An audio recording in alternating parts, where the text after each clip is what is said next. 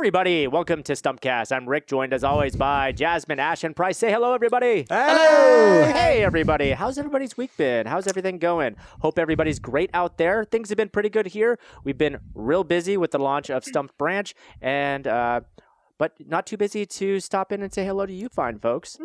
So what do we got on the agenda today, guys? We've got some Blizzcon news, right? Yep. BlizzCon Lots of BlizzCon news. The big news out of BlizzCon, the Warhammer. Warhammer? Who do you think you are? The world of Warcraft. I just want to play Warhammer so bad. Well, okay, I'm just going to throw in like a little detail here since you brought that up.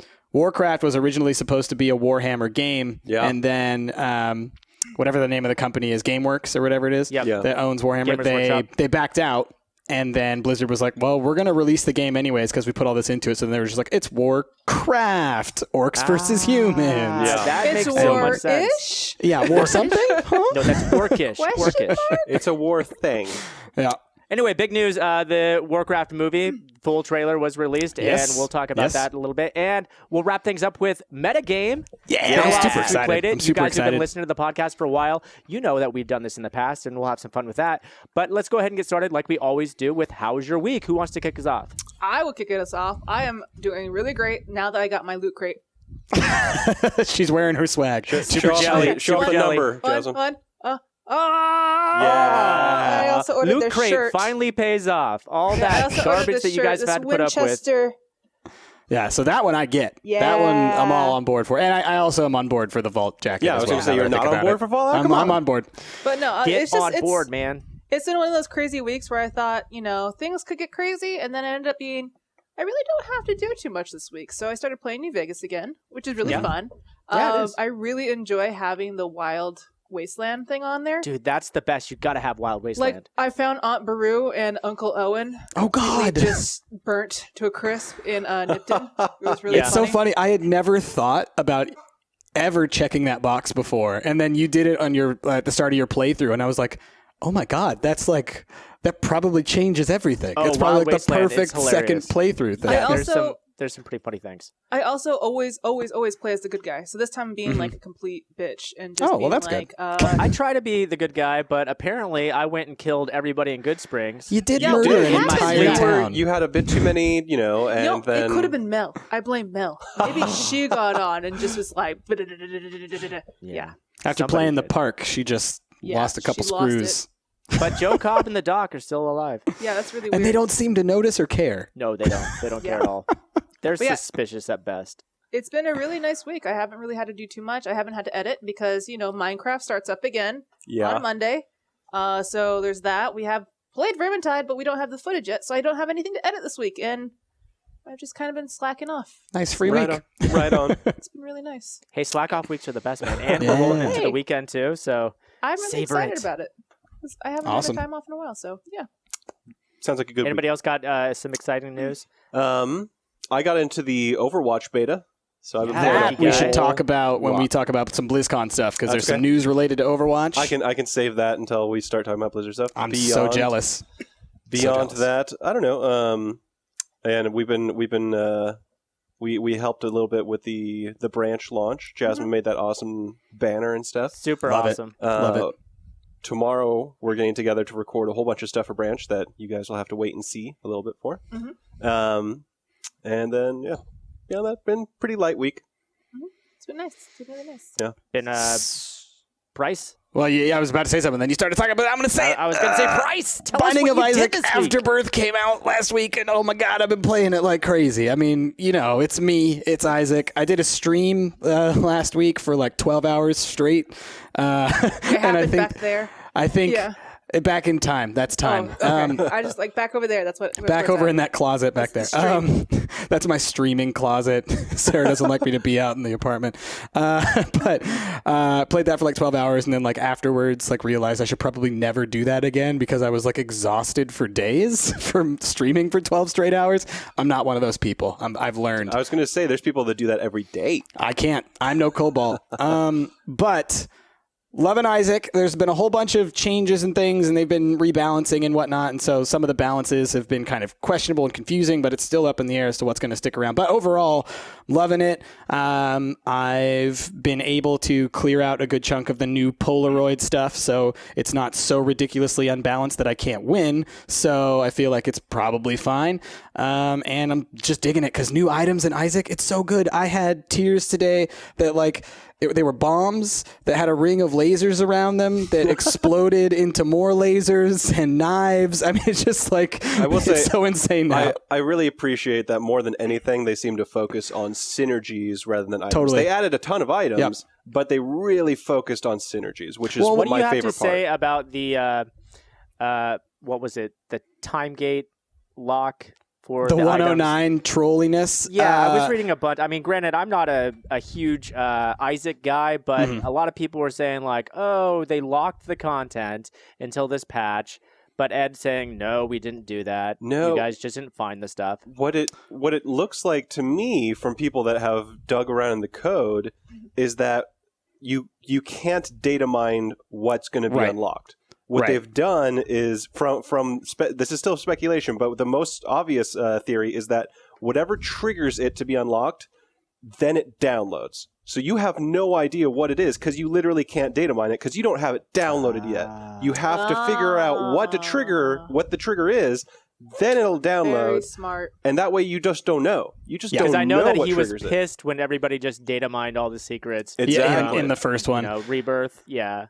And so it'll be an interesting thing because, there's no way to do it. You just have to find it naturally in the game. And so what's nice about that, which I appreciate, is that it's not going to just be go look online and figure out how to get the Lost, which is what, I did when that happened because it was like, what's the point of trying to figure it out? It's going to take you like 500 hours if you try and do it on your own versus just go look online and figure out how to do it in a couple seconds. So it'll be interesting because there could be items that we don't even see for months. Yeah. That's actually really exciting. Yeah, as a fan, it's exciting. And knowing that there's supposed to be 120 new items, but right now only about 70 have been found. Yeah. So that leaves a lot to be discovered. So really looking forward to it. I know, yeah. I guess a lot of people just don't believe that there are 120 items. They're like, bullshit. We would have found them by now because we are geniuses. They wouldn't lie about something like that. No. Like, it doesn't make sense to lie about something like that.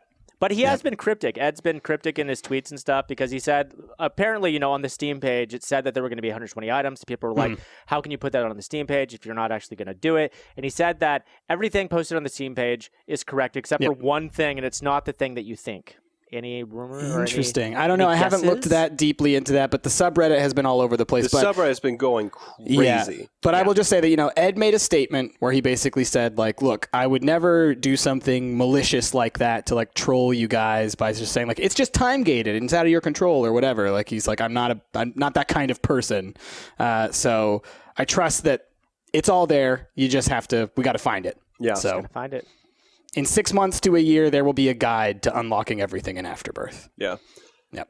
And you'll write it. So Afterbirth, that's been my week. Afterbirth. Rick, what's your week been?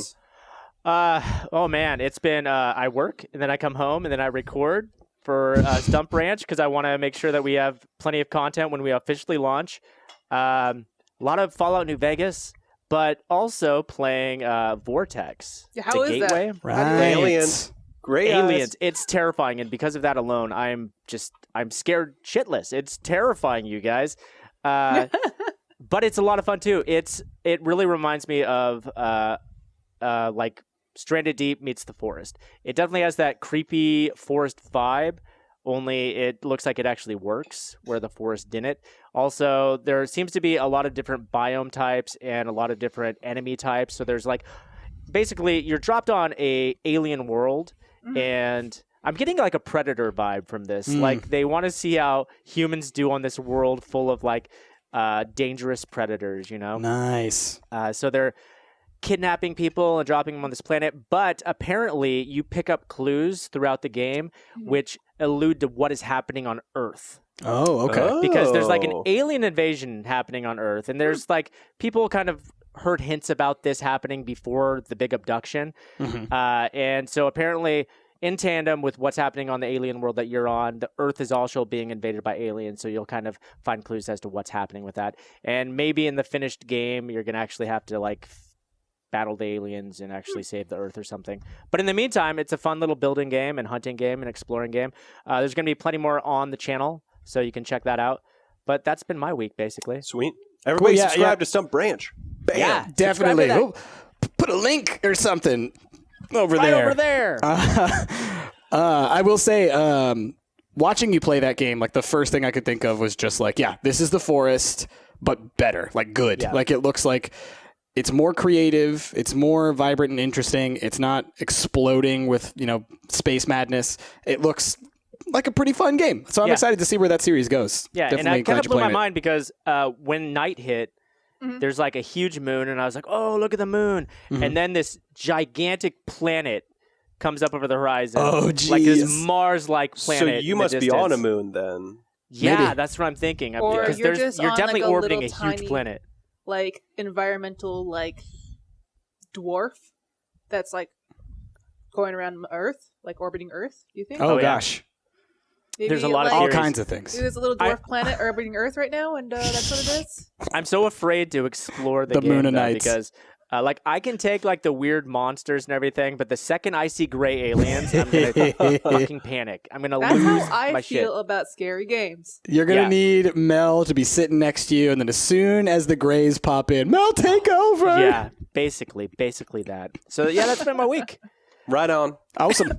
All right, let's move past how was your week, and let's talk about some gaming news. You said BlizzCon. Yeah, so BlizzCon is going on right BlizzCon. now. There's a couple of little mini news bites that we could talk about just to like before we get into the big one, because I feel like we're going to have a discussion about the Warcraft trailer. So let's save that one for last.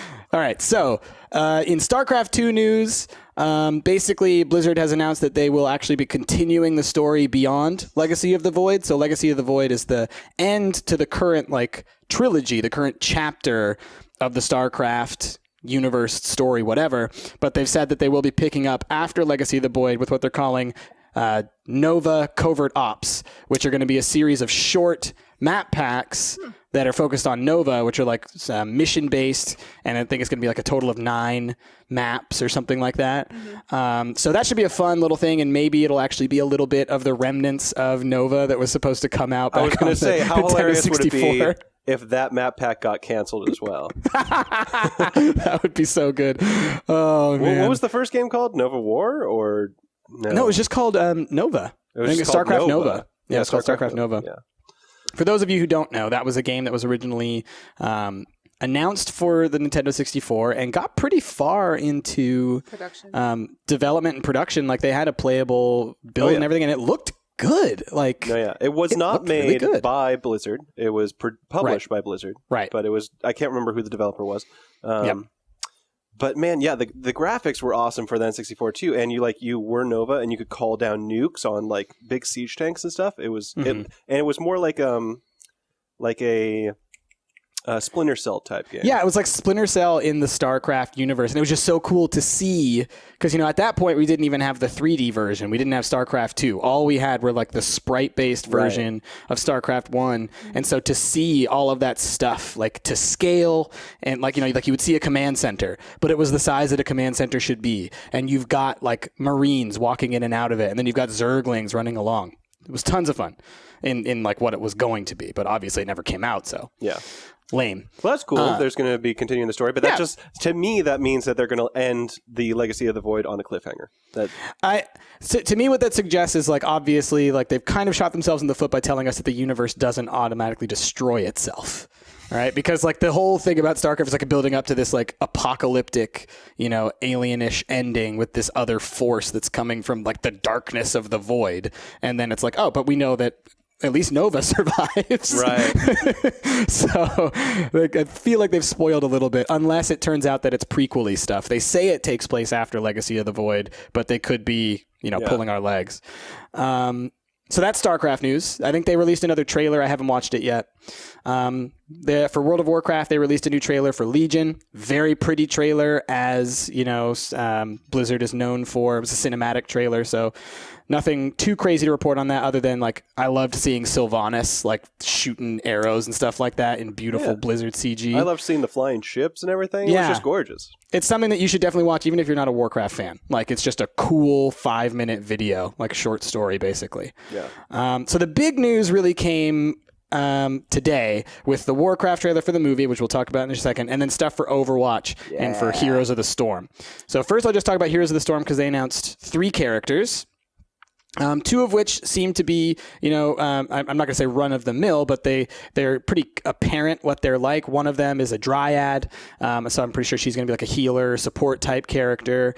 And so, it'll add and kind of round out a little bit of the support roster because there aren't a lot of great ones in Heroes.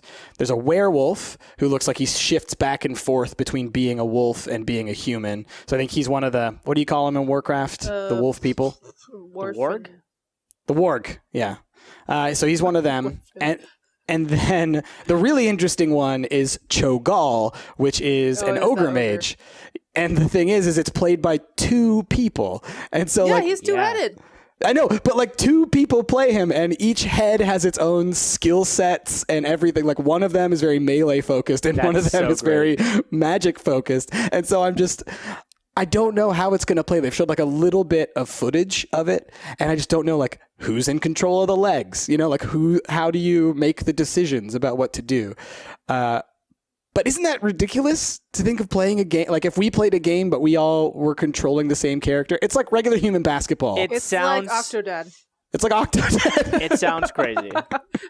But if anybody's going to do it, I think Stumpt's up to the challenge. Oh, for sure, for sure. If nothing else, I'm gonna be learning. Blizzard game, Chodad. Chodad. Chodad. That's a horrible name for a game. 2 heads, 2 arms. 6 2 heads, 2 arms, 2 dads.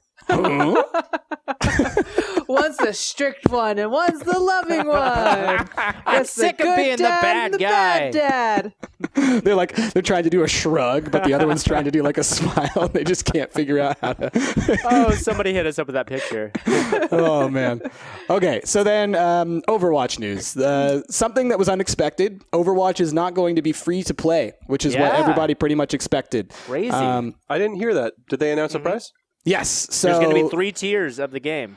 There's 3 tiers. So the base tier is $40. That gets you the game. Jesus Christ. The next tier is $60, and that gets you a bunch of skins and a couple of little, Blizzard-related things. Like in Warcraft, you'll get a pet, and in Diablo, you'll get an armor, and in Heroes, you'll get a mount or something. That kind of stuff. They do that with every one of their games. And then there's a $130 version or something like that where you get a statue of one of the characters. I think you actually get something as well from the $40 version. Let me see what. Well, the $40 version, the free, idea that you can play it. Yeah, I think you get to play it, but you might also get with the $60 version. I can't see it in the thing. It's not saying here, but I know that with Starcraft, what they did was if you pre-ordered it, you unlocked Artanis in Heroes early. So I bet you if you pre-order Overwatch, you unlock Tracer early because the character Tracer from Overwatch is going to be in Heroes of the Storm soon. Oh. So I think you unlock her early. And there's 3 new characters announced. And there's 3 new characters. Genji, Diva, and Mai. May? Yeah, did you see the trailer, Ash? Yeah. You go ahead and describe him because I've talked enough now. So Genji is by far my favorite one from the 3 new characters that have announced. He is an awesome ninja that can actually reflect bullets with his katana. And he's like Cyborg Ninja. And you've played the game, so you know what that might entail, what that might mean. I'll just say, there's a lot of people that have been thinking that this game is like a MOBA. It's not. Let me just put that to bed right now. This game is like TF2. Really, that's how you need to think of this game. This game is like TF2, except that you've got a bunch of different classes that can do different stuff, but really that doesn't matter because the rounds are so quick that it's like TF2. Anyway, the game is an amazing amount of fun. I got into the beta earlier this week, and while I really wasn't that hyped for it because I actually didn't have that much fun watching the game on YouTube, I actually don't think it's that entertaining to watch from a esport perspective. It's an amazing amount of fun to play. I'll say that my personal favorite so far has been Black Widow, just because I really like snipers. I played the sniper like for a stupid amount of hours in TF2. And she's in the original CG trailer as well. She's featured in that one. And then really awesome trailer. Is it Reinhardt? The big knight guy with the hammer? Knight guy with a rocket-powered hammer, and he has a massive shield. But what I love is that like people just like really want to wail on you on that shield. People will run right up to you thinking that they can take down that shield. But then his second move is just to like take down the shield and power ram right into you, and they knocked you down. It's just like it's perfect how synergetic a lot of these characters' moves. I think that Reinhardt is going to be one of those always picked tanks. Like I've never seen a match where he's not picked because he's just so solid. And I guess the thing is in Overwatch you can actually switch your character mid-game, can't you? Oh yeah, you can have like 12 different characters per round. So it's like TF2 in that. And that's really cool in my opinion. That changes you pick it. A different character, you come back. And you can pick a different character back at base whenever you want to. So it's really awesome, and it's just like at the end of every round, you can give little kudos to people, like a little point system. And anyway, and it really doesn't seem like the community. No one rags on you for like being bad or anything like that. It just seems like a lot of fun. That's really great to hear. I'm really looking for. I can't wait until I get to play it. But that I am surprised. I honestly am surprised to hear that they're charging for it, because I was under the expectation that this was to combat TF2 and go with that model of just selling hats and skins and shit. So the reason that they're selling it, I think, is because they just announced that they're releasing it on console as well. True. So they've been working on it in parallel for all of the consoles. Weird thing, they're not going to have any cross-play. So PC players will not be playing with console players. I don't even think that PlayStation players will be playing with Xbox players. That seems so shocking to me, because in this especially when we've seen the success of like Rocket League that does the exact same thing. Yep. I will say, I mean, I get that like for a first-person shooter, it might be from a logistical standpoint of people with mouse and keyboard are at a distinct advantage, but that's still kind of I don't feel like that's enough I feel of like a justification. in this game, there's at least enough different characters that you can make it work with a controller just fine. Yeah. What were you going to say, Jess? Oh, I was just thinking like it's going to be really hard for console players to constantly find consistent games that's not destroyed by servers, connections. I feel like that too. I feel like the communities on the consoles will eventually just die. Yeah. Yeah, it'll all migrate to PC. It'll eventually be a PC-only game. Well, I mean, if that's their plan, then what a weird way, like investment strategy. But honestly, I just find it weird that Blizzard is producing a game that's going to be on consoles, because it's been doing mostly RTS games. I mean, a few games are. They did the Diablo 3. They did it with Diablo 3. Yeah. So, I mean, it's really something that they want to do. Yeah, and it did really well. Yeah. I guess I never knew that. I don't mean to be too like PC master race here, but like, I just don't understand why consoles are still a thing. I mean, I was talking to a friend. Hardware that they can actually produce, and then games you could buy. Yeah, but from a consumer standpoint, like I get that people just like don't want to invest $1,000 into their PC to be able to play Call of Duty Black Ops 3. It's a consistent platform that is always going to have the right specs. Yeah, it's made specifically. I guess I should rephrase that. I don't understand how the current model of consoles still exist. You know, I was talking to a friend today at work, and we were talking about the pre-release or the preload for Fallout. Yeah, you know, and I was like, so I get to load it tonight, and then I'll be ready to play it as soon as it launches. You know, late on Monday. And he was like, my roommate is gonna camp out at Fred Meyer to pick up the game. Well, the thing is, like in this day and age, people still like waiting to buy a copy when. If you have a PC or if you have a console and you can just download a copy. That's what I was going to say. Is I know that you can do preload on Xbox One and PS4. Then again, like the hard drives are so small on those consoles comparatively that a 60 gig install of Fallout 4 is really going to eat into your. So consoles these days, they have to have bigger hard drives because a lot of consoles are going towards the like DLC sort of. What they games do these days, you know, they focus more on selling bundle ones that come with a larger hard drive, or they make a lot of money selling external ones. External ones. I was going to say, I recently saw there's a 2 terabyte one that Xbox One has been advertising a whole lot lately. And... But they also do that. We're having a bundle sale. You get these free games plus a very large hard drive. Plus a 300 gigabyte hard drive, which is, whenever 2 times the size of the normal one. The next gen console comes around, I wouldn't be surprised if physical copies are just no longer a thing. I really think that Microsoft tried to push the boundaries on that with the Xbox One, and people were so adamantly against it that, and Sony even they decided to take advantage of that and said, hey, look at us. You want your friend to play your game? Here's all you have to do. Just hand your friend the game, and now he can play it.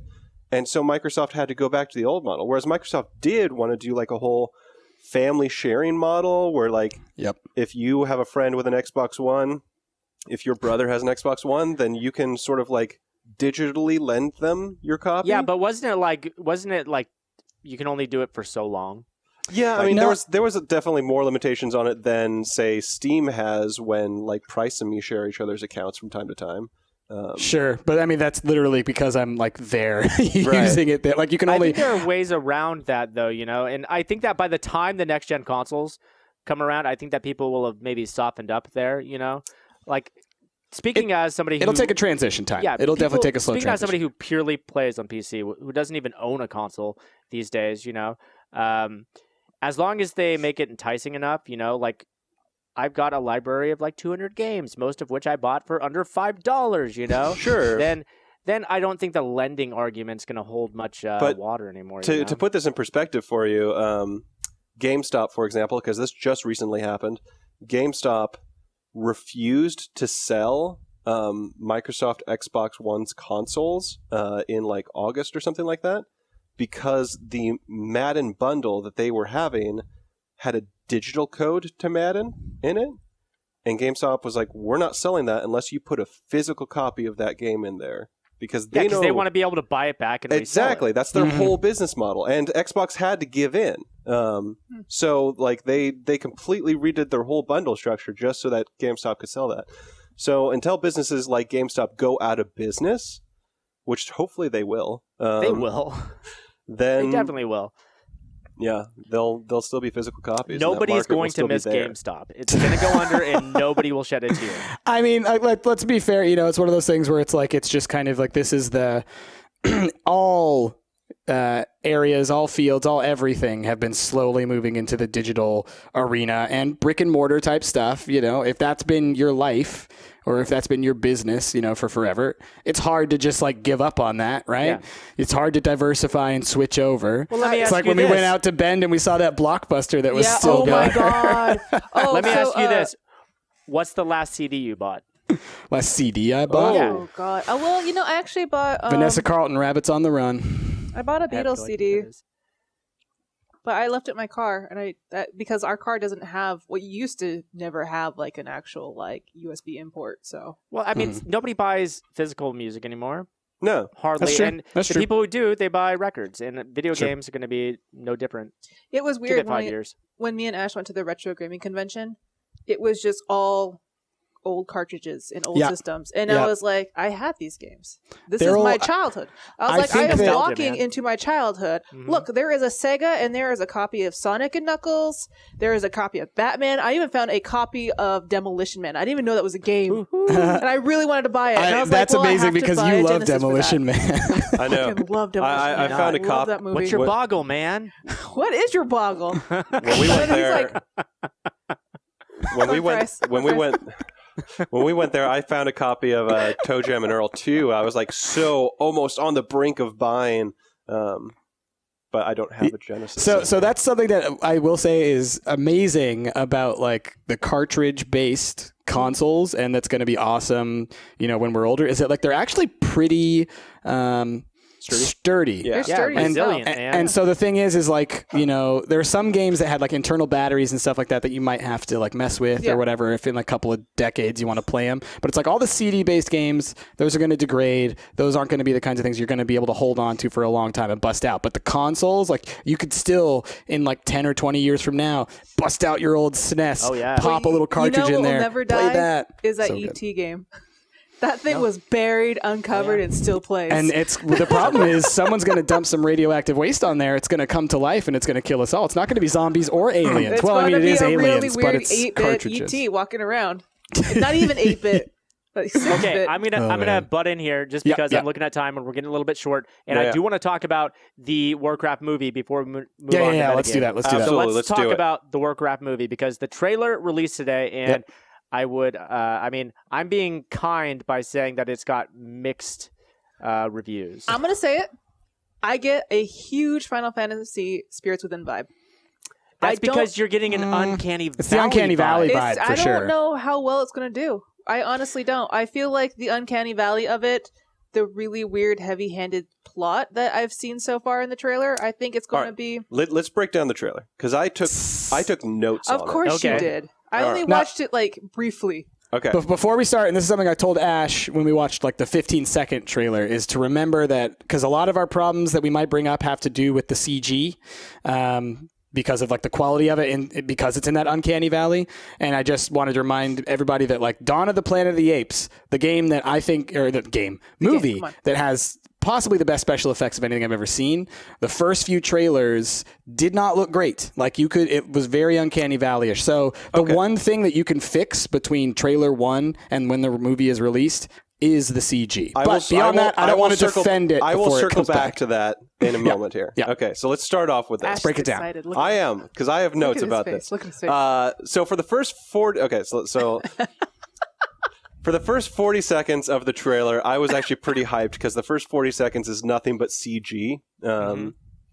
And like there's some humans mixed into it, but it's nothing but really CG and some humans, and you get one distinct flow from that. And boom, right at the 40-second mark, this orcs show up, and it's like a whole different style because now it's pure CG. There's no real actors in it anymore. Boom, nothing but pure CG, and it looks like a Blizzard cutscene basically. Yeah. It looks awesome, but it's I think Blizzard cutscene, by the way, because a lot of people in the our movies comments were saying that if they just made a long Blizzard cutscene movie, it would be fantastic. Yeah, because that's what every it should one of be. Blizzard's cutscenes are fantastic. That's what Absolutely it just agreed. should be. Absolutely agreed. But it wouldn't work on a massive blockbuster scale because there are people like my dad and people like that who make up a huge portion of the blockbuster movie audience. Your dad's not going to go see this movie anyway. No, I'm saying like the people who go and see blockbuster movies, the people that go and see Avengers would say, that's a cartoon. That's for kids. But they'll go see Avengers, which is 90% cartoon, but because it's got people in it, it's okay for an adult to see. That's what I'm just saying. The blockbuster audience. It's not a bunch of orcs. They're not going to go watch orcs. Hold on. I've still got more notes. Don't go full orc. Of course you do. You're only 40 seconds in. So, later on, after 40 seconds, you see an orc male holding a little orc baby with his wife. One hand. That is Can we talk about the baby? Hold on. It's like this big. That's Durotan. That's Durotan, the chief of the wolf, the Frostwolf clan, and his wife Draka. That's important to remember. His wife's name is Draka. Okay. I'm going to circle back to that. And yeah, the baby, that shot is ridiculous, but that's okay with me because that's how Blizzard has established orcs in their CG, in their art style. That's how small the baby is in the orc's hand, and it is a little bit ridiculous how small the female orc is in comparison to the male orc in that shot. Yeah, I'm not talking about the size of the orc. I'm talking about the actual orc. It looks like something out of a cartoon, and I mean like like Cartoon Network, like a 5-foot wide shoulder width. that like is ridiculous. A Blizzard orc. Yeah, it's ridiculous. And that's okay as long as they keep that consistent style. So remember that consistent style. So then after that, the trailer starts getting freaking hard to watch because it starts cutting back and forth between real humans and CG orcs over and over again.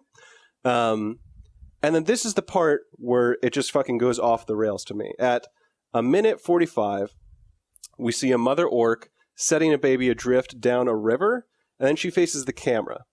That is Draka. She's a real She's a real actor at that point. She's not CG.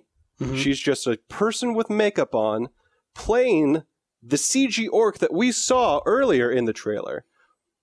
Why is there a mix between the two? Are you sure it's Draka? Yeah, I'm positive it's Draka.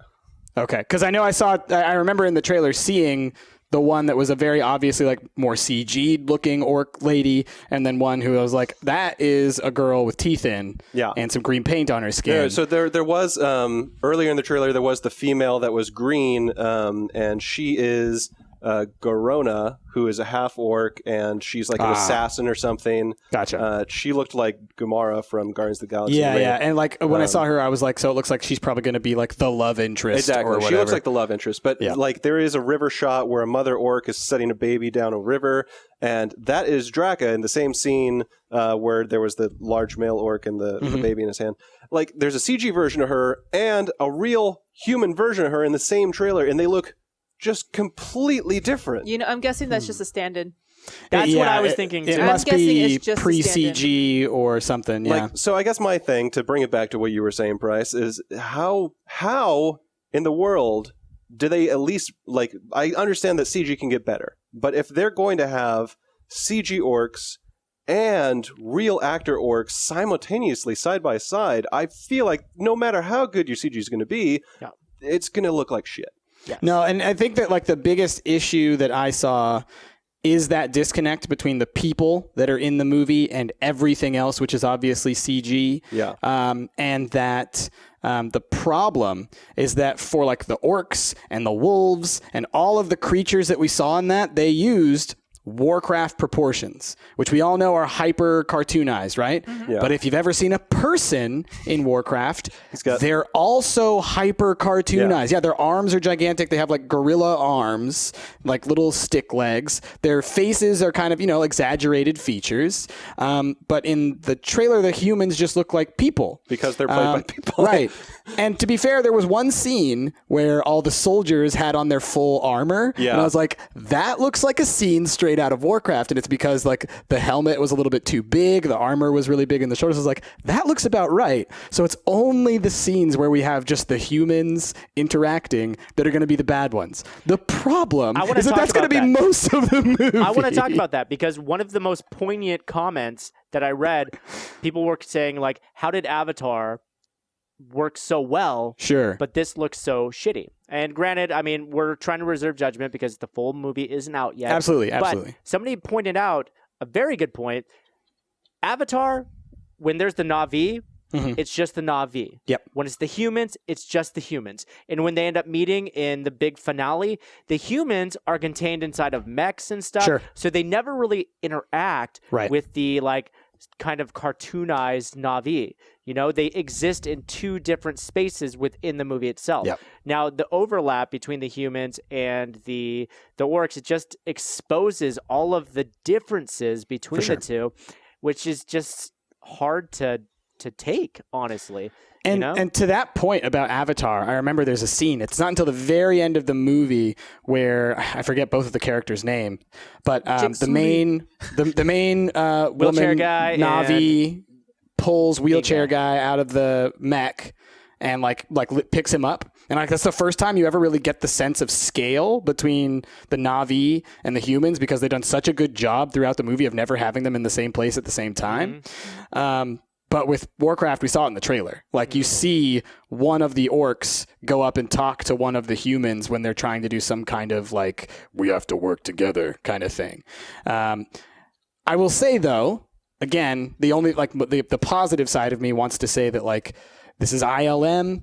They know how to do CG really well. And the fact that they were able to do such a good job of making a chimp look like a chimp to me in Dawn of the Planet of the Apes makes me think that it's possible that they could clean this up enough to make the orcs look good enough against the backdrop of those people. I think the problem is that they're trying to preserve so much of the fantasy elements of Warcraft that are so out there that they don't realize that they kind of need to tone down some of those exaggerated features if you're going to have normal people in it. Normal people don't fit in the Warcraft world. Thing. You're absolutely right. If they would have not used normal people, I don't think that there would be as big an issue as there is.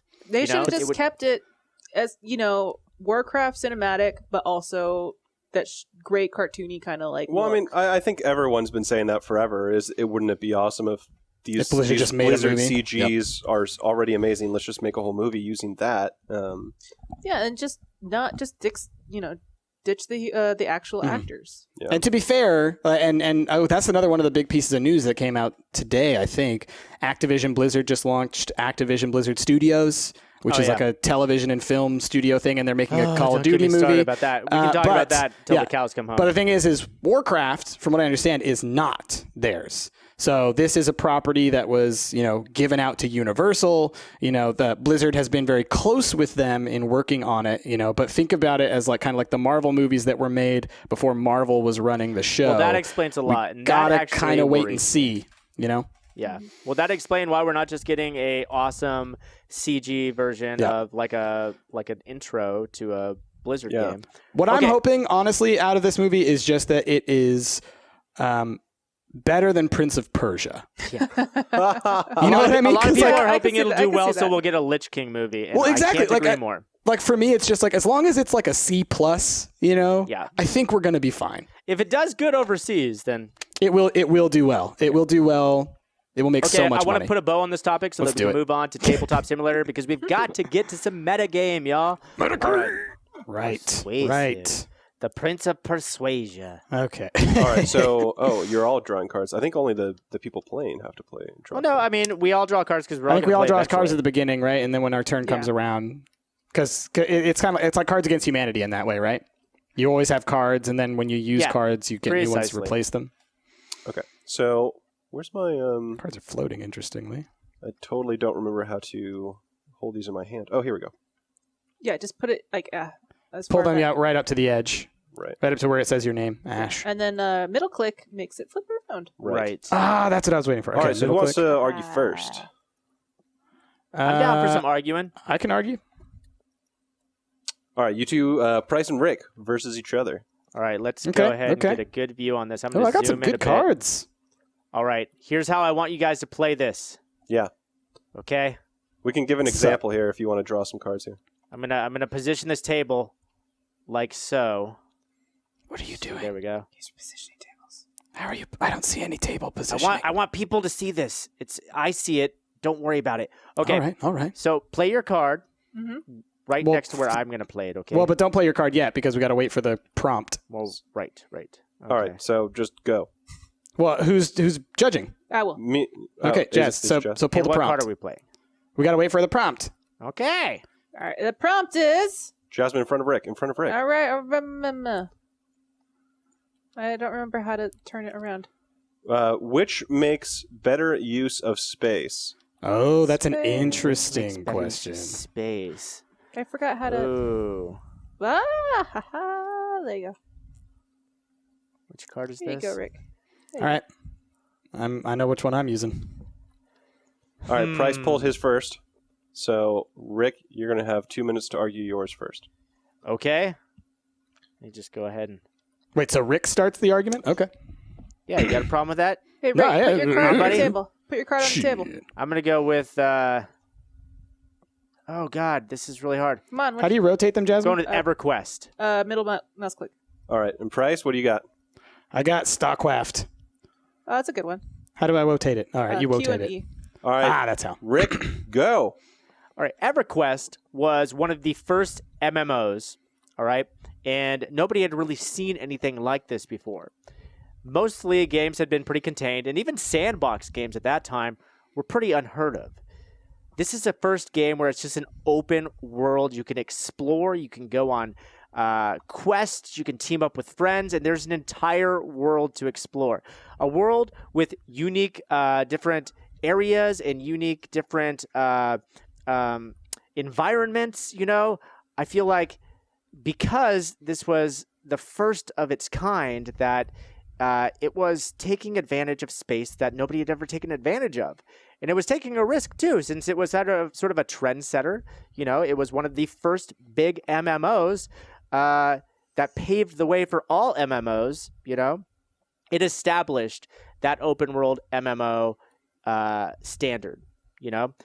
So compared to games of the time, I'm trying to think what kind of games were out when EverQuest was big, because that was like the beginning of the 2000s. Yeah, that would have been end of the 90s, beginning of the 2000s. End of the 90s, beginning of the 2000s. I mean, well, so like Resident Evil came out in what, 97? Right, 96, I believe, 96, 97. Yeah.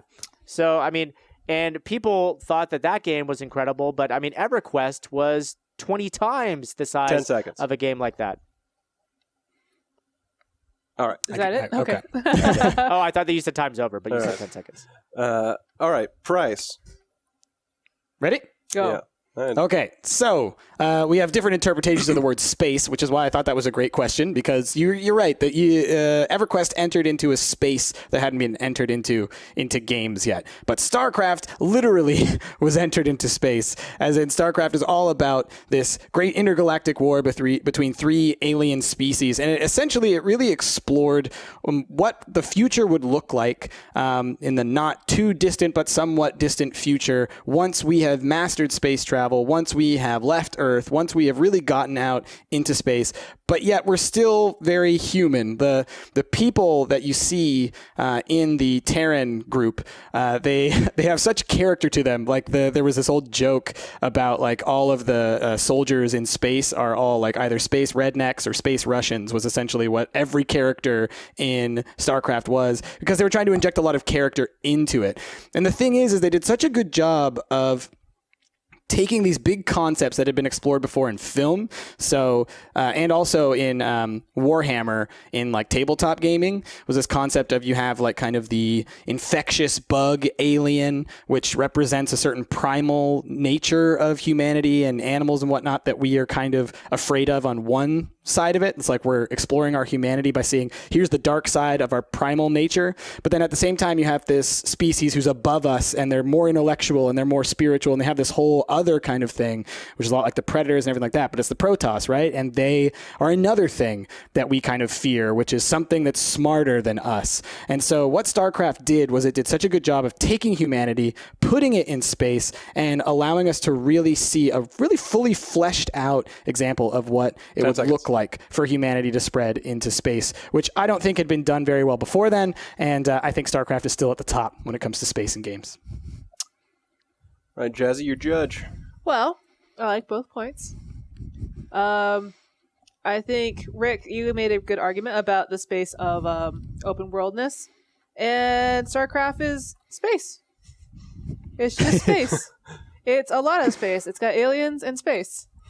It's really hard to decide because you guys both made good points, but I'm going to give it to Rick only because that was a very clever way of answering this question. Fair enough. I'll allow it. You know, honestly, I didn't think of it any other way. I was just like, oh, like the space in the game, not actually a space game. Yeah, well, I mean, that's really clever to do it that way. So yeah. Okay, I'm gonna go ahead and discard this now. I'm just gonna throw it. Yeah, what? Get out of here. Does the person have to go again, or is it just two different people after? No, I think it should. We just it's like rounds of Cards Against Humanity, so it's a new one every round. I think, okay. right? Yeah. I think so. So next it would be Ash. You're the voter, the judge. Okay. I think, or we can do it the other way. We can go my way. Which do you want to do? Let's just pick one. Okay, Ash, you're going to be the judge, so it's me versus Jazz. Okay. Go. Ash, you the judge. Oh, you have to draw up, Press. I did. Okay. Oh, I need to draw another card, by the way, because I didn't draw a card yet. All right, Ash, pick a card. So pull your thing. All right, and we're still going to be in front of Rick here. Yep, hit Q. Okay. Flip it. Bam. Oh. Is that empty? Is that a blank card? Is this a blank card? Oh, okay. Try pulling another one. Get rid of that blank card. Get What is that outta blank here. card? Oh, I guess maybe sorry. you can write your own. Get out of here. There All you right. go. Which is more educational? Oh, geez. Whee! What is more Hope educational? one of you gets Mavis Beacon. Or I don't have a Number Cruncher. great card for this necessarily, but I have one. I have a card. Do, do, do, do, do. Boop. Pokemon. What you say about Pokemon? Crayon Physics Deluxe. I don't even know what that is. I know Yeah. what that is. Do you? Yeah. I do. It's basically a game where you draw your own lines and you just basically get a ball to a star. Oh, Yep. okay. Yep, and Okay. it has gravity and stuff like that. All right, so who goes first? Who drew first? I did. Okay, then Price goes first. Okay. I don't see Crayon Physics Deluxe. Oh, it's right here. It's invisible for me, but whatever. Well, as long as Rick can see it. Believe it. It's there. Okay. All right. Go for it, Price. Okay, so Crayon Physics Deluxe. This is a game where essentially you are having to utilize physics in order to solve puzzles. Pretty simple, right? The thing about it that I think makes it really educational is that it uses essentially an analog style of input. So most games that are puzzle focused, that are focused on anything that you could maybe learn like real world skills from or whatever, often they still just have a binary system, right? So it's you are plugging the specific pieces into the specific parts of the puzzle, and that's how you solve it. With Crayon Physics, you have to draw the line, all right? And if you draw the line at a weird angle, that's going to affect the physics of how the ball rolls and how it launches off the edge of it. And so you have to come to a fine understanding of the physics of the game, which, to be fair, are not perfect physics. It is a 2D kind of game, but it still requires you to become a little bit more intimately 10 seconds. Aware of the physics in the game. Is that really 2 minutes already? I'm giving you 1 minute this time. Oh, well, you could have told me that. And you're done. You wasted your last 10 seconds. That's Being ridiculous. stupefied. I'm just going to go ahead and say, Jazz, that's not how you moderate 1 minute, go. things. 1 minute? Oh, shit. Okay. Educational evolution. Boom. Right there. No, there's like a... It's not evolution. Well, I mean, it's educational in the fact that, you know, they have these animals. You actually are going out and actually discovering them and learning their traits and all that stuff. You learn about their weight, their identities, their personality, all the other crap.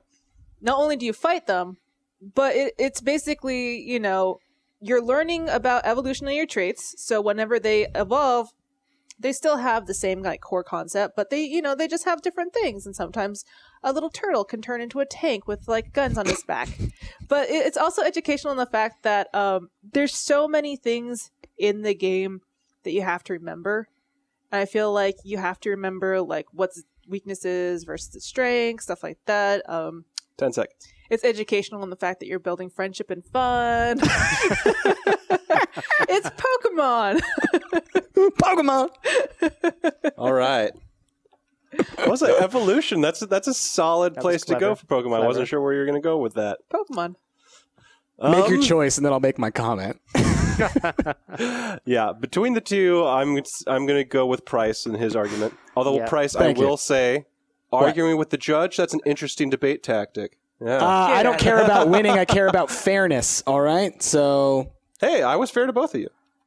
Yeah, but I didn't know I only had a minute. Whatever. I don't give a shit. So what I was going to say about the evolution in Pokemon is that it's so not evolution. And so it's one of those things that like, if that's where you learned about evolution, you know, it's imagining enough kids evolution for it to be banned in certain schools. All right, now I get to be the judge. For the word. Yep. Ash and Jazz, you got to go? Is that right? Okay. Yep. Sure. Okay. What is the topic? The topic is... How do you rotate? There you go. Q and E. Which? Get out of there. What Which created a bigger buzz, guys? Which created a bigger buzz? Farmville. All right, Jazz was first. Farmville created a big buzz. Oh, who's got the timer? I got the timer. You got a timer? Okay. Yep. Mom's got the timer. All right. Farmville did create a big buzz. That's true. Mortal Kombat. Ooh, that's a good one. Those are good. Oh, boy. That's boy. Wow. All right. All right, Ash. Players on your marks. Get set. Who's going first? Me. Okay, Ash. Go. You got a minute.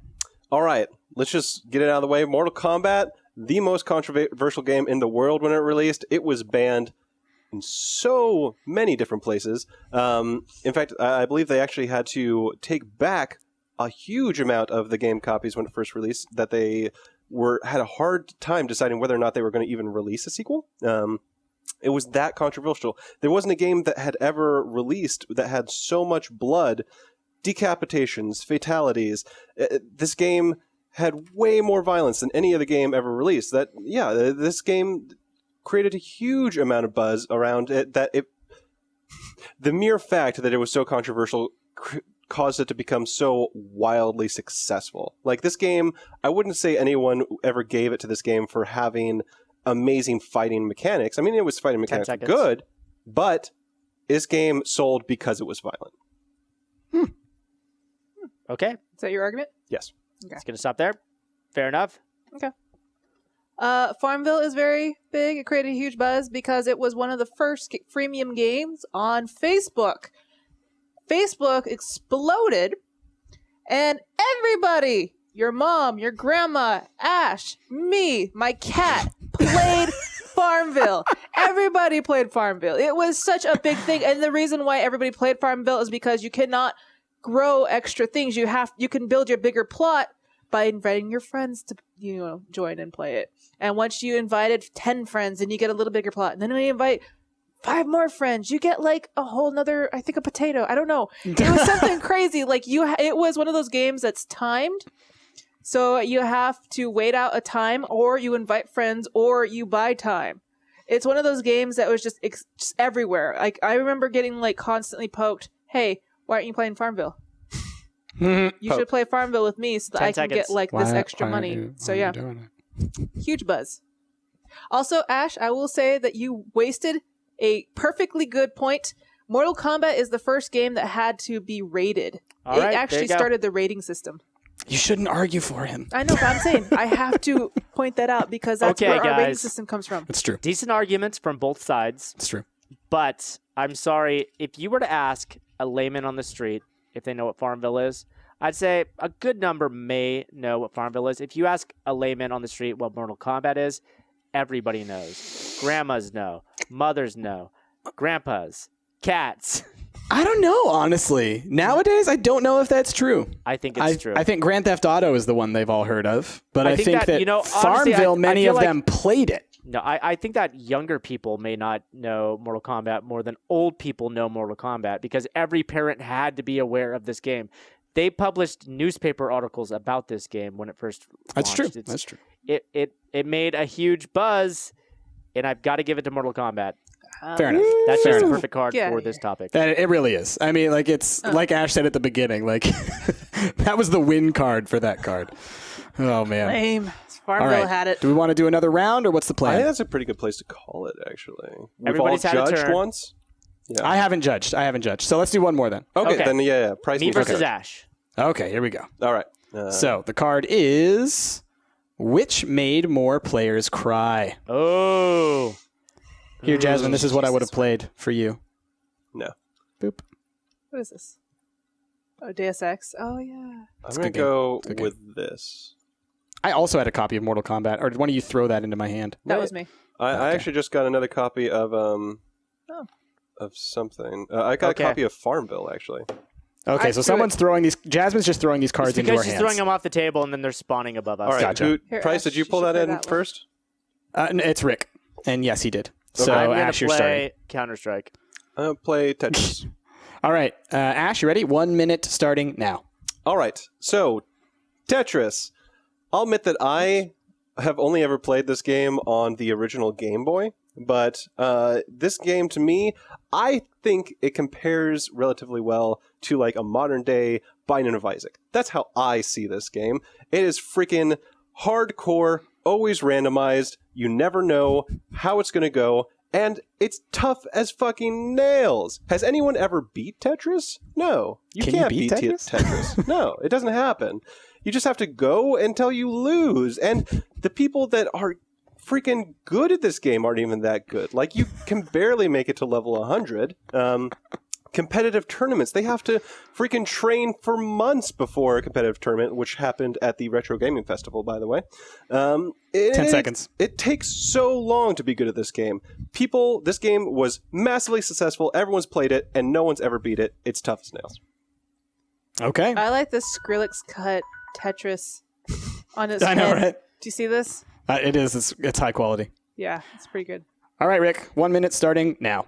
Okay, so Counter-Strike, it's a first-person shooter online. I would say that this is this is what kicked off the whole Call of Duty, Modern Warfare thing. It's a military first-person shooter. You got to play the terrorists versus the counter-terrorists, and that in itself wouldn't make you cry, but the community involved in this game will make you cry. You're not good at Counter-Strike, you're going to know about it, and you're going to feel bad about it. You're going to cry a little bit because some of these people could be pretty mean. You know what teabagging is? I'm pretty sure Counter-Strike started that. They're going to teabag you. They're going to get down into the face. They're going to put your balls on your face, and it's going to make you feel bad. You're going to cry. But it'll also harden you up, and then you're going to get tough, and you're going to get good, and in turn, you're going to make other people cry. And that chain of crying is just going to continue. Also, I'd like to take a little bit of time at the end to say that, Ash, know your game. There is an ending to Tetris. There's a space shuttle that launches at the end. There is an end to the game. There is an ending. I beat it. And it's like a little beat because it goes, congratulations, you did it. All right. Crying. So, both compelling arguments. I feel like you pled to the judge a little bit there, Ash, by bringing up Binding of Isaac. I don't like being sucked up to. And I also remember what you said earlier, all right? And turnabout is fair play. Also, I'm with Rick. I think Counter-Strike probably caused way more people to cry just simply because of some of the things that were probably said to them when they failed to do their thing. So, Rick wins. Yay! My other options were Paul Rapper the Rapper and Farmvilles and other games like that. So Parappa the Rapper was sad though. Come on, when he had to kick and chop. My goodness, what do you? Jasmine has thrown so many cards. I just won. Look, I just won that card. I just won. Final Fantasy VII. I just won. Oh, come on. Nuts everything. You all lose. Gosh. All right. What a poor sport. We Ash. ran just over an hour, so that's a perfect it's time. falling into the street. It goes forever. It's a far way down, baby. Don't look down. Jasmine, it's like Tetris. It goes on forever. And with that zinger, we're going to end this episode, guys. I hope that you guys enjoyed it. This has been another fantastic Stumptcast. If you guys liked it, give us a like, give us a favorite. Be sure to subscribe if you haven't. Also, don't forget to check out Stumpt Branch if you haven't checked it out yet. We've got a lot of our single-player stuff migrating over to the Stumpt Branch channel with a little something special happening on November 10th. I'll let you guys guess what it could be. Anyhow, we've been Stumped. I've been Rick, joined by Ash, Bryce, and Jasmine, and we'll see you guys next time. Bye! Bye!